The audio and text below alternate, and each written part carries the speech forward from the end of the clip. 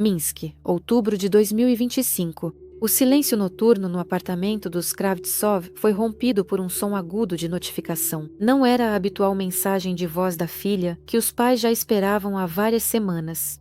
Na tela do smartphone apareceu um texto seco de um número desconhecido, que pôs um ponto final terrível em dias de negociações angustiantes. O pesadelo começou 24 horas atrás. Foi então que os desconhecidos entraram em contato pela primeira vez e apresentaram um ultimato rígido: $500.000 pela liberdade de Vera.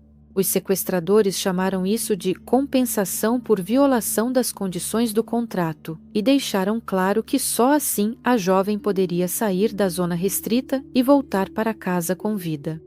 Mas para uma família comum de Minsk, esse valor era inalcançável. Todos os apelos dos pais por um adiamento ou pela redução do resgate encontraram uma parede intransponível. Os chantagistas não estavam dispostos a ouvir justificativas. Quando o cronômetro, ajustado pelos bandidos, chegou ao fim e o dinheiro não foi depositado na conta, o diálogo foi interrompido. Chegou a hora da punição pela falta de pagamento. Uma foto de um documento foi carregada no chat. Era um atestado médico emitido em algum lugar das selvas de Myanmar, na aldeia de Flu.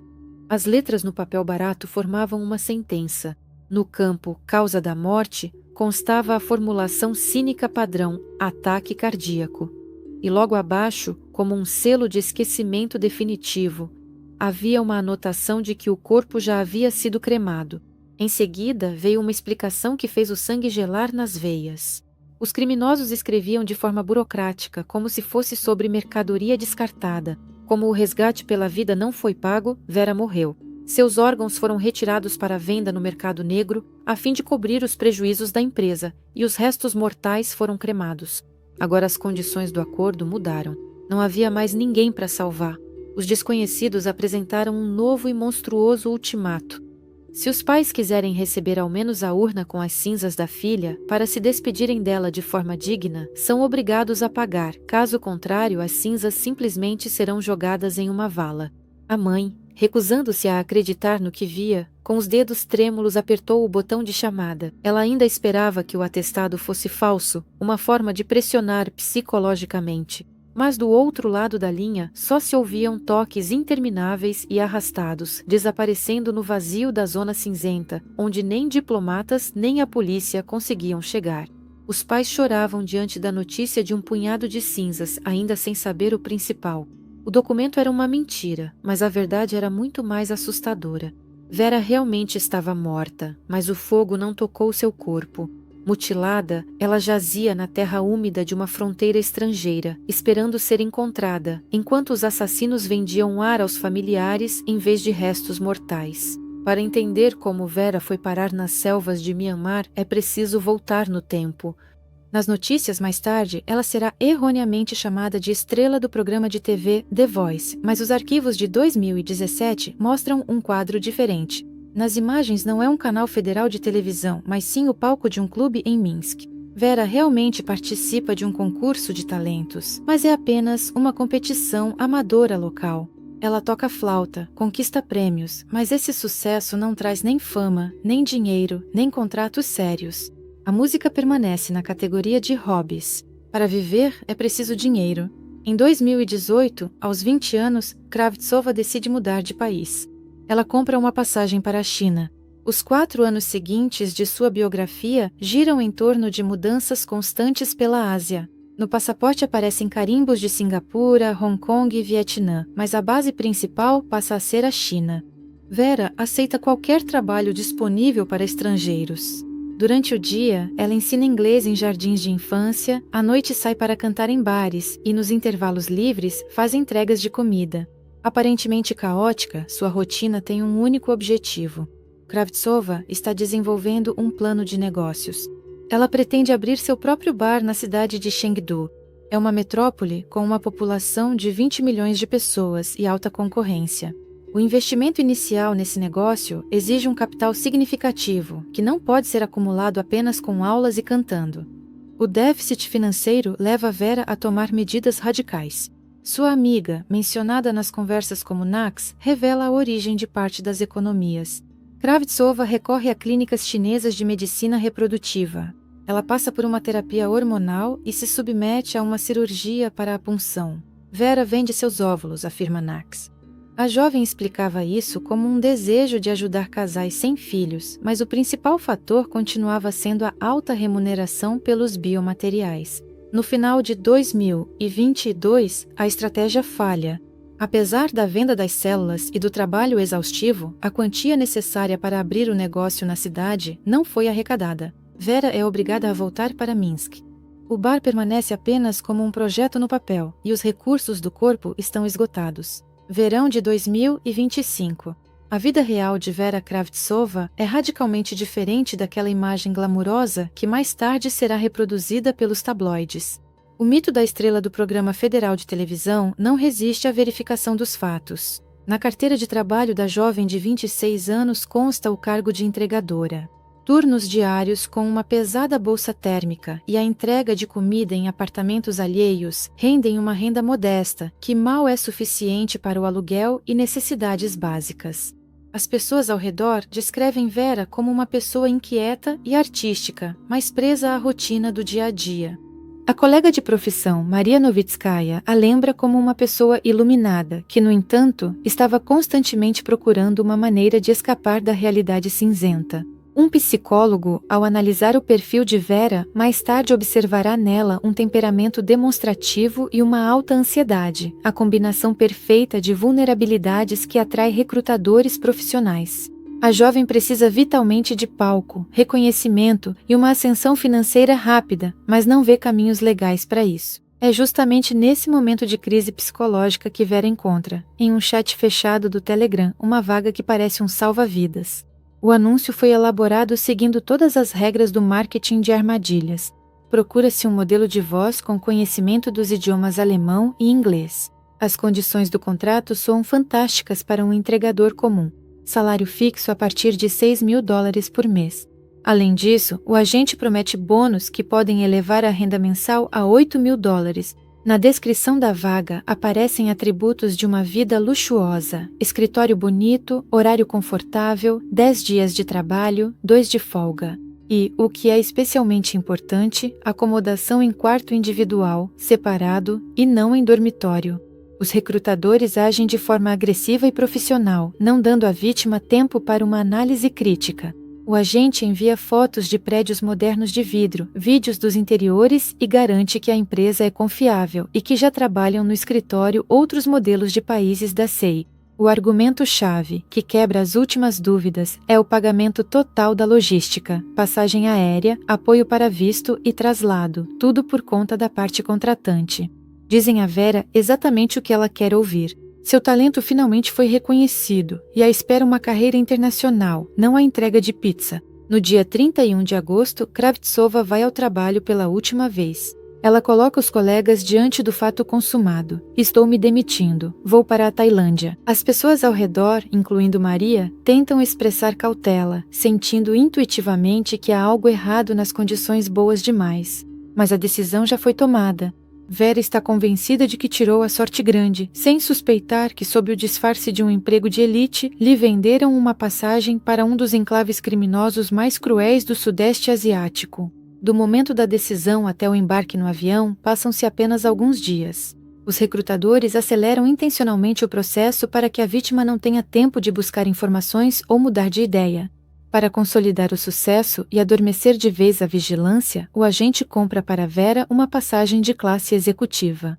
Kravtsova envia uma mensagem de vídeo aos amigos diretamente da cabine do avião. Ela está sentada em uma poltrona larga de couro com uma taça de champanhe, exibindo os atributos daquela vida bonita que lhe prometeram. Este é um truque psicológico, um investimento padrão dos traficantes de pessoas. Gastando alguns milhares de dólares em um voo confortável, eles compram a lealdade da vítima, que se sente em dívida e privilegiada, acreditando que uma empresa séria não gastaria tanto dinheiro em uma fraude. No dia 12 de setembro de 2025, o voo aterrissa no Aeroporto Internacional de Suvarnabhumi. Bangkok recebe Vera como uma hóspede muito aguardada. Ela passa pelo controle de passaporte sem o menor problema, já que entra com um visto turístico comum. Essa é uma prática padrão para esquemas de emprego irregulares, que os agentes justificam com supostos atrasos burocráticos na emissão do visto de trabalho. Aliás, amigos, peço desculpas antecipadamente caso eu tenha colocado a ênfase errada em alguma palavra e só para vocês saberem, eu não sou uma inteligência artificial. E se alguém duvida disso, pode me escrever no Telegram. Eu mando um áudio para vocês. Vamos voltar à nossa história. Nos primeiros 8 dias, a garota passa na capital da Tailândia em total liberdade. Ela fica em um hotel, passeia pela metrópole e entra em contato regularmente com os familiares, confirmando que está tudo conforme o planejado. Esse período é chamado de período de resfriamento. É necessário que os parentes fiquem tranquilos e se acostumem com a ideia de que está tudo bem com a filha. No entanto, no dia 20 de setembro, o roteiro muda drasticamente. O supervisor informa Vera que, para começar a trabalhar, ela precisa se mudar para outro escritório e explica que a base principal da empresa não fica na lotada Bangkok, mas sim em uma zona econômica especial, onde os impostos são mais baixos e as condições são melhores. O agente envia as instruções. Um transporte corporativo irá buscá-la. A investigação possui uma mensagem de áudio dos recrutadores, na qual eles instruem as garotas. Eu vou enviar o número do carro com antecedência. Você deve tirar uma foto dele e me enviar. Se coincidir, entre. Se o número for diferente, não entre, porque podem acontecer situações diferentes. Pessoas são sequestradas. Essa cínica imitação de preocupação com a segurança funciona perfeitamente. Vera acredita que o agente está protegendo-a de sequestradores e entra sozinha no carro enviado, certa de que está indo para um belo escritório. A partir desse momento, ela perde o controle sobre sua própria logística. O carro segue não para o sul, em direção aos resorts, mas para o oeste, rumo à província de Tak, onde termina a zona turística e começam as trilhas fechadas dos contrabandistas. O transporte, que segundo a história deveria ser uma curta viagem até o escritório, transforma-se em uma exaustiva maratona de sobrevivência. A confortável minivan é substituída por outros carros, menos apresentáveis, cujos motoristas são trocados ao longo do trajeto para despistar possíveis perseguidores. A paisagem do lado de fora da janela também muda rapidamente. Em vez de arranha-céus e letreiros brilhantes, aparecem densas selvas, estradas de terra e postos de controle. No dia 25 de setembro, a amiga Victoria recebe de Vera uma mensagem de voz, que se torna o primeiro testemunho documental da catástrofe. A voz de Kravtsova soa confusa, mas ela ainda tenta racionalizar o que está acontecendo. A jovem pronuncia uma frase que marca a mudança geográfica. Cheguei à cidade, acontece que não era a Tailândia. Na mensagem de áudio, Vera reconstrói detalhadamente seu trajeto. Ela diz: acabei ficando presa em Bangkok por 8 dias. Depois me levaram para outro país, tipo Manian. A jovem nem sabe o nome correto do país, Myanmar, chamando-o de Manian. Isso ressalta o grau de desorientação e despreparo dela.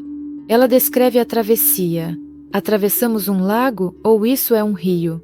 Ela está falando do rio Moei, a fronteira natural que separa a cidade tailandesa de Mae Sot da birmanesa Mayawadi.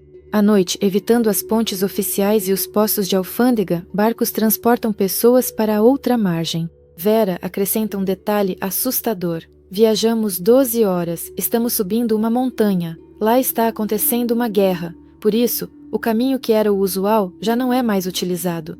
Ela descreve como os transportadores cavam ao redor da montanha para traçar uma rota que evite as zonas de combates ativos entre as forças do governo e os rebeldes étnicos. Apesar dos sinais óbvios de travessia ilegal da fronteira e de entrada em uma zona de conflito armado, Vera ainda se apega à história implantada pelos recrutadores. Ela termina a mensagem com a frase: ontem foi o primeiro dia de trabalho, ainda estou me adaptando. A defesa psicológica não permite que ela reconheça que se tornou uma refém. Ela está em um território que especialistas e deputados chamam de buraco negro e triângulo dourado, onde o poder não pertence ao Estado, mas sim a cartéis criminosos que guardam o perímetro dos campos de concreto a partir de torres de metralhadoras. O destino para onde Vera é levada é conhecido como Centro de Scan, ou um de seus análogos, que surgiram nos arredores de Mayawadi. Não é o belo escritório prometido, mas sim um campo fortificado que mais se assemelha a uma prisão de segurança máxima. Altos muros de concreto, arame farpado eletrificado e torres com guardas armados. Os relatos de russas sobreviventes permitem reconstruir em detalhes as condições em que Kravtsova se encontrou. O quarto individual prometido no anúncio, uma aconchegante suíte privativa, revela-se uma caixa de concreto vazia em um dormitório do tipo barracão.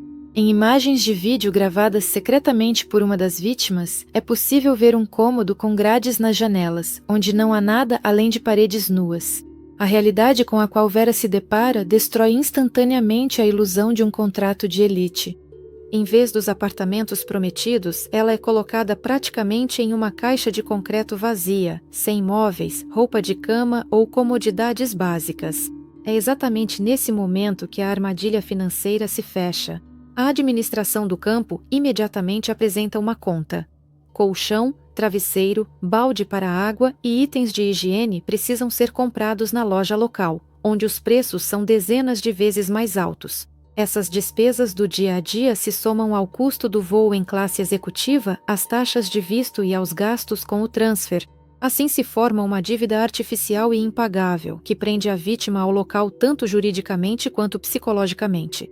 Ela é informada de que não pode deixar o local até que todos os investimentos da empresa sejam compensados. Os instrumentos de controle são aplicados imediatamente. O passaporte é retirado sob o pretexto formal de renovação do registro ou de elaboração de contrato.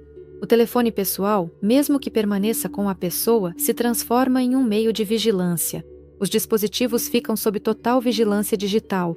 Cada mensagem, cada ligação é monitorada pelo serviço de segurança. O medo de ser punido por reclamar para a família ou tentar enviar a localização paralisa a vontade. Vera se vê cercada não por modelos, mas por milhares de pessoas igualmente enganadas de países da CEI, China, Índia e África. A escala dessa empresa clandestina está crescendo. Em apenas alguns meses, dezenas de novos prédios surgem no enclave, prontos para receber novos lotes de pessoas traficadas. O sonho de uma vida bonita se desfaz diante da rotina prisional, onde, em vez de flashes de câmaras, há vigilância constante. No dia seguinte à chegada, Vera recebe instruções que finalmente esclarecem a verdadeira natureza de seu trabalho como modelo. Nenhuma sessão de fotos para revistas está planejada. A vaga de modelo de voz implica participação em uma indústria global de golpes. O recrutador, em suas mensagens de voz que chegaram às mãos dos jornalistas, descreve cinicamente o algoritmo das ações. A garota deve ligar ou escrever para homens ricos na Europa e nos États-Unis, usando roteiros previamente preparados. A tarefa de Vera é servir de isca, criar um vínculo emocional com a vítima, para que depois entrem em cena os typers profissionais, funcionários chineses que vão extorquir dinheiro sob o pretexto de investimentos em criptomoedas. Existem duas categorias de funcionários sobre as quais os agentes falam. Se a garota concordar em trabalhar com o rosto, ou seja, usar sua aparência real para videochamadas com os clientes, prometem a ela um salário 30% maior. Se ela tem medo de ser identificada pela Interpol e prejudicar sua reputação, oferecem a opção de usar uma máscara deepfake, inteligência artificial, durante as chamadas, mas o pagamento é menor. Os recrutadores garantem que as garotas nunca irão para a Europa, que nada as ameaça. Vera, ao que tudo indica, está usando o primeiro cenário. Ela é obrigada a fingir estar apaixonada, enganando pessoas ao redor do mundo, enquanto está sob vigilância constante dos supervisores. A recusa em trabalhar ou o não cumprimento das metas é punido com métodos medievais. Uma jovem sobrevivente que conseguiu fugir de um campo semelhante descreve o sistema de punições. Assim: fui espancada com um bastão algemada. As pessoas são acorrentadas às grades com os braços levantados e obrigadas a ficar em pé por dias, sem comida nem água. Homens e mulheres que se recusam a participar das fraudes têm suas cabeças raspadas como exemplo para os outros. Vera se vê diante de uma escolha terrível, tanto moral quanto física. Ou ela se torna criminosa e engana outras pessoas para sobreviver, ou é submetida a torturas e corre o risco de ser destruída fisicamente. Ela escreve para uma amiga dizendo que está tentando se adaptar, Mas a pressão psicológica, os aditivos químicos na comida e as condições de detenção rapidamente destroem a mente até das pessoas mais fortes, transformando-as em instrumentos obedientes da máfia. No início de outubro, o contato com Vera começa a ficar intermitente. O otimismo dos primeiros dias, quando ela escrevia que estava se adaptando ao trabalho, desaparece. Na troca de mensagens com a amiga Victoria, começam a aparecer frases que registram o colapso das ilusões. Kravtsova escreve: "Tenho a sensação de que caí na escravidão." Isso não é uma metáfora, mas uma constatação de um fato jurídico. Ela não pode deixar o território, não tem documentos e a dívida com o empregador pelos voos e moradia cresce mais rápido do que ela consegue ganhar com o engano. O estado físico da jovem piora rapidamente. O mecanismo de supressão da vontade nos campos de Myanmar foi aperfeiçoado ao longo dos anos e se sustenta na farmacologia. Uma testemunha sobrevivente que passou por um barracão semelhante descreve a dieta dos prisioneiros. Alimentam com restos de comida, arroz puro e macarrão barato, mas a principal ameaça não está na falta de calorias, e sim nos aditivos químicos. Misturam substâncias psicotrópicas na comida. O objetivo da administração é desligar o pensamento crítico e suprimir a sensação de fome, forçando a pessoa a trabalhar de 16 a 18 horas sem dormir. Isso também é confirmado pelas mensagens de Vera. A amiga percebe que o estilo de comunicação de Kravtsova está mudando. Em vez de reações vivas, chegam respostas curtas e mecânicas, como se fossem de um robô. A jovem perde a concentração. Sob o efeito dos medicamentos e do estresse crônico, ela não consegue cumprir a meta de abate de porcos. Os gráficos de produtividade dela tendem a zero. No sistema de coordenadas do Centro Kaká, isso é uma sentença. Um trabalhador fraco que não traz moeda estrangeira é submetido a punições físicas, desde agachamentos por horas até choques com taser. A fé enfraquece, tornando-se um fardo inútil para o cartel do qual normalmente se livram. Ao longo de outubro, os chats antes ativos com sua amiga Victoria e com a família ficam em silêncio.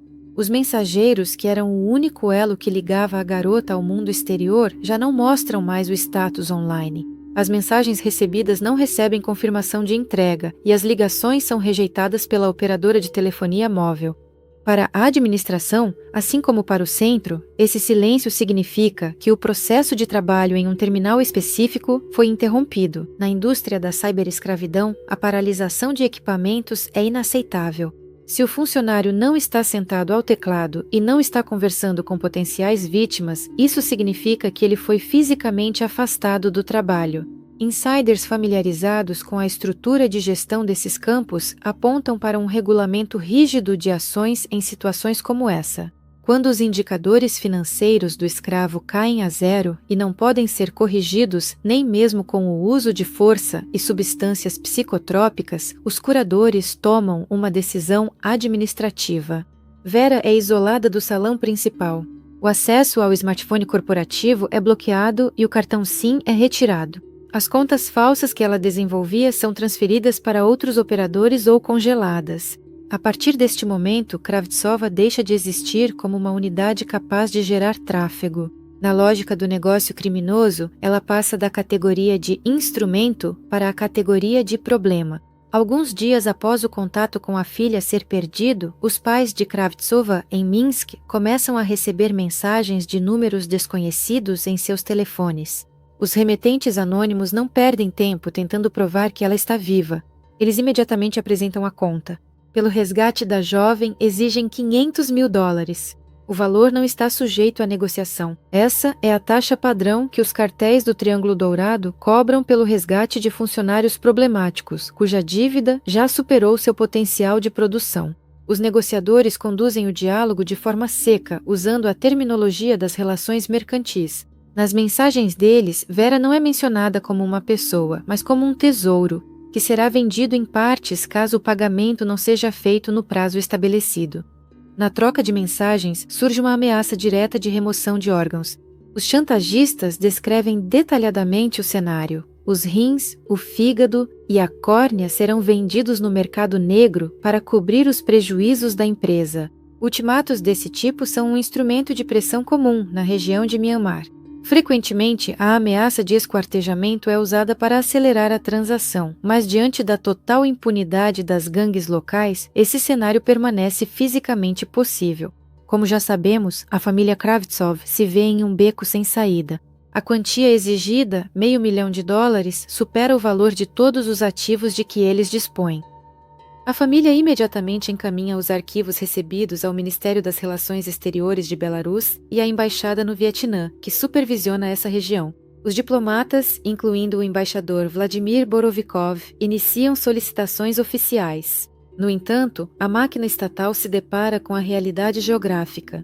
A vila de Plu está localizada em uma zona cinzenta do estado de Karen. Esta é uma área onde não vigoram as leis nem de Mianmar nem da Tailândia. A polícia não tem acesso físico aos enclaves controlados por grupos armados e as forças de segurança tailandesas param na fronteira do rio Moei. A versão da cremação é necessária para o sindicato criminoso por motivos práticos. O fogo destrói as evidências. Se não houver corpo, os patologistas não poderão realizar a autópsia. É impossível registrar hematomas de espancamentos, marcas de tortura com choque elétrico ou a remoção de órgãos, ameaças que já haviam sido feitas antes. Além disso, o fogo oculta o quadro toxicológico, a presença no sangue justamente das substâncias psicotrópicas usadas para suprimir a vontade da vítima. Do ponto de vista jurídico, a situação chega a um impasse. A investigação não tem corpo, não tem local do crime, o acesso está fechado e não há testemunhas, já que os demais funcionários do centro continuam retidos dentro do perímetro. Aos familiares resta apenas um escaneamento digital de um atestado com o carimbo de um hospital inexistente. Os canais oficiais de comunicação se mostram impotentes diante de um sistema autônomo construído na fronteira de dois países. Parecia que a história de Vera deveria terminar com o recebimento de uma urna com cinzas ou com o vazio. Mas, alguns dias depois, chega da zona fechada uma informação que desmente a mentira sobre a cremação. O roteiro escrito pelos criminosos para os familiares e diplomatas desmorona no final de outubro. A informação sobre a cremação, destinada a interromper as buscas e ocultar provas, revela-se uma falsificação. No decorrer das operações, cujos detalhes as autoridades não divulgam no interesse da investigação, chega a confirmação: o corpo de Vera Kravtsova foi encontrado, ele não foi cremado. A verdade veio à tona não graças aos esforços da polícia oficial, que teve o acesso à zona cinzenta negado, mas por causa do alvoroço criado pelos pais. Suas cartas desesperadas para organizações internacionais e para a imprensa geraram uma pressão forte demais. Para os donos do negócio criminoso de Mayawadi, o nome de Vera Kravtsova tornou-se tóxico. Eles precisavam que a história esfriasse, mas o sistema começou a rachar. Um dos funcionários do centro, querendo ganhar dinheiro ou temendo as operações de limpeza, repassou aos voluntários as coordenadas do local de enterro. O grupo de busca, composto por guias locais e representantes da missão humanitária, partiu. No ponto de manhã bem cedo, era uma selva densa, a apenas alguns quilômetros da vila de Phu, onde, de acordo com o atestado falso, Vera supostamente teria sido cremada. Não havia nenhum crematório lá. Entre a densa vegetação tropical, encharcada pelas chuvas recentes, os buscadores notaram um trecho de terra recém-revolvida, descuidadamente coberto com galhos e entulho de construção. Era o lugar onde jogavam aqueles que se tornaram material descartado, escravos considerados inúteis, que deixaram de gerar lucro. Quando cavaram a terra, a mentira sobre cremação e venda de órgãos desmoronou de vez. O corpo de Vera estava lá. Ela não foi cremada. Os assassinos nem sequer se preocuparam em esconder os vestígios do crime. Simplesmente se livraram da prova da maneira mais barata, enterrando-a em uma cova rasa na beira de uma terra de ninguém. O reconhecimento tornou-se uma formalidade. Os pais reconheceram a filha não por análise de DNA, mas pelos pertences que ficaram com ela, destruindo sua última esperança racional de um engano. A conclusão oficial da perícia forense: a morte ocorreu em decorrência de um grave traumatismo crânioencefálico, que causou edema cerebral. Não houve nenhum ataque cardíaco. A autópsia revelou um quadro terrível dos últimos dias de vida de Vera. Foram constatados no corpo múltiplos hematomas e fraturas de costelas em diferentes estágios de cicatrização. Isso indicava apenas uma coisa: ela era espancada sistematicamente. Atualmente, diplomatas estão conduzindo negociações complexas para o traslado do corpo ao país de origem para o sepultamento. No entanto, o desfecho dessa história é local apenas para uma família. Em caixas de concreto, tanto no centro quanto nos enclaves vizinhos, neste exato momento, milhares de monitores se acendem. Outros jovens que acreditaram em dinheiro fácil ou se mudaram em busca de um sonho sentam-se diante dos teclados. Eles enviam mensagens com o texto "Oi" e propostas de investimento, tentando cumprir a meta de produção para prolongar sua vida por mais um dia. A fábrica continua funcionando,